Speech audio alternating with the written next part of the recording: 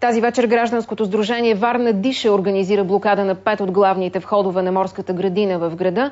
Хората от Варна диша са недоволни, че има коли из цялата морска градина, включително и по крайбрежната алея, където има ограничителен режим.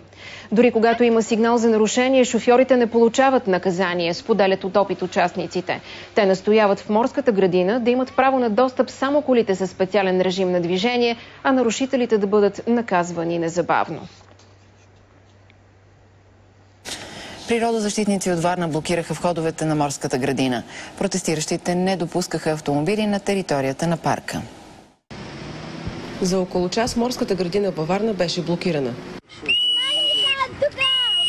Исканията на протестиращите са за тотална забрана за достъп на автомобили в парка, полицията да санкционира нарушителите, а издадените пропуски да са публични. Това е место за отдих, за забавление, за общуване с природата и морето, а се е превърнало в разграден двор. Морската градина никога не е била толкова занемарена. Блокадата изнерви шофьорите, защото се образуваха колони. Туристите пък се чудеха какво става, тъй като не на всички входове на морската градина има забранителни знаци. И що буде делать? И какво ще правим сега? Здесь стояла тук стоеше полиция.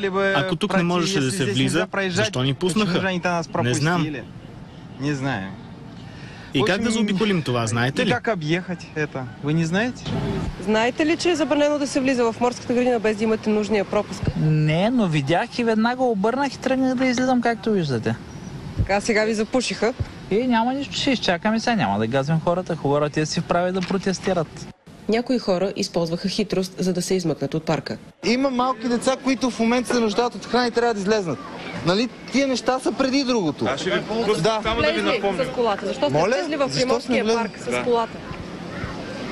Защото съм нарушител от най-висока класа.